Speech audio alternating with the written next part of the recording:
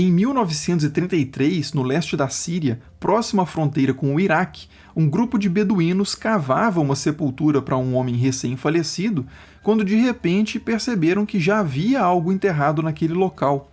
A alguns palmos debaixo da terra, eles descobriram uma misteriosa estátua sem cabeça. As notícias sobre esse achado correram rápido e as autoridades francesas, que na época controlavam a região, enviaram uma equipe de escavadores do Museu do Louvre para investigar o local. Rapidamente, essas escavações revelaram que aquela estátua era apenas parte de algo maior, que era um templo mesopotâmico dedicado à deusa Ishtar. O templo, por sua vez, também era parte de algo muito maior, a cidade perdida de Mari, destruída pelo rei da Babilônia, Hammurabi, 1800 anos antes de Cristo.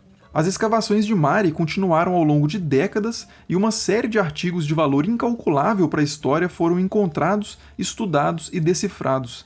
Entre eles, uma série de textos em escrita cuneiforme, gravados em pequenas tábuas de argila, datados entre 1800 e 1750 a.C.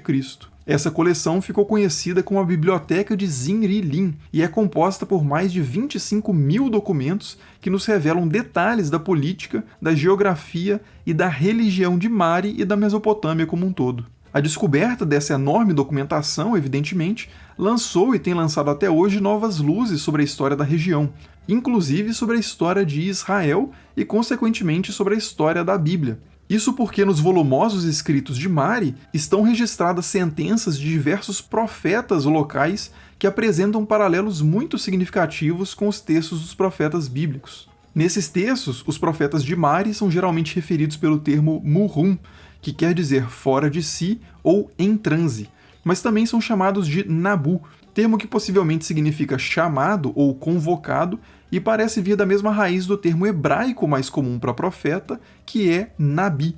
Esses profetas de Mari, assim como os profetas da Bíblia, aparecem frequentemente precavendo ou encorajando o rei, e servem de certa forma como conselheiros políticos, mas isso de uma forma bastante particular. Esta, por exemplo, é uma profecia reportada por um oficial do exército do rei Zinri-Lin, que solicitava expressamente para que fosse sempre informado de oráculos proféticos considerados relevantes. E ela diz o seguinte: Oráculo de Dagon, a paz que oferece o homem de Eshnuna é falsa. Sob a palha corre água. Vou capturá-lo na rede que estou preparando. Destruirei sua cidade e arruinarei sua riqueza que vem desde tempos imemoriais. A profecia se refere ao tratado entre as cidades de Mari e Eshnuna que o profeta desaprova. Segundo o oráculo, a oferta de paz de Eshnuna é enganosa como água coberta por palha. Parece chão firme até que se pise sobre ele. Ao longo da Bíblia, há também inúmeras sentenças de aprovação e desaprovação de alianças políticas. Um exemplo bíblico semelhante são as profecias da primeira metade do livro de Isaías, que são favoráveis a uma aliança com a Assíria, mas contrárias à aliança com o Egito.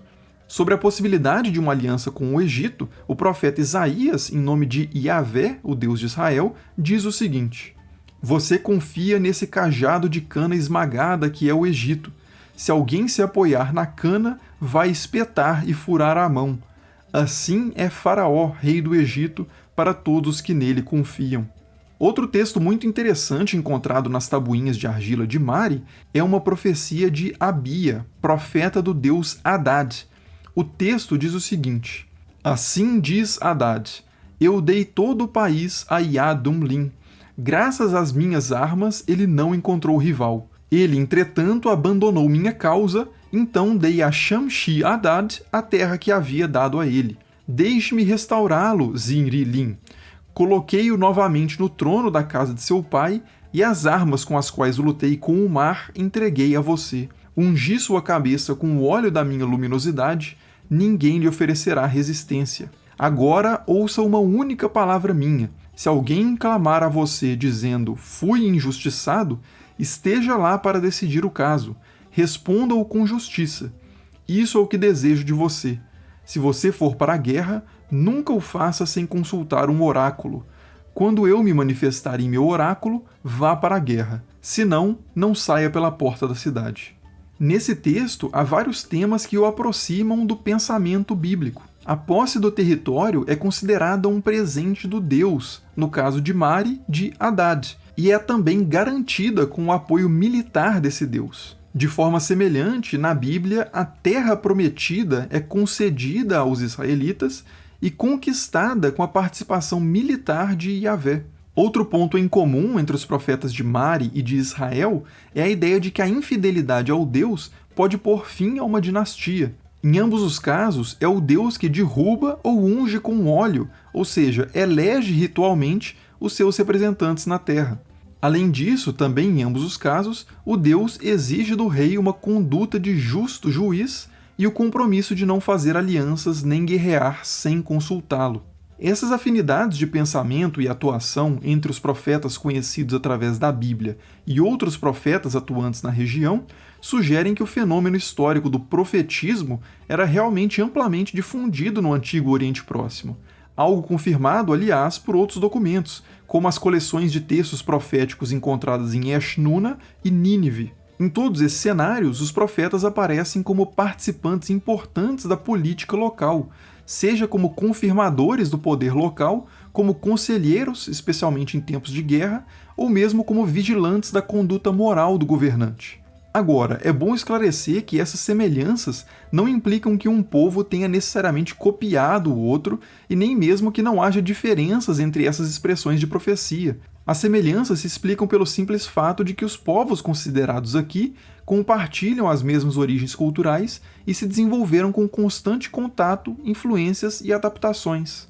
A ênfase dada aqui às semelhanças serve apenas para devolver a ideia de profecia, tantas vezes considerada sem qualquer referencial histórico, para o contexto original no qual ela se desenvolveu. Em outras palavras, serve para demonstrar que a profecia no Antigo Oriente Próximo não era algo simplesmente caído do céu, mas sim um fenômeno com profundas raízes na sociedade, na política e na cultura local.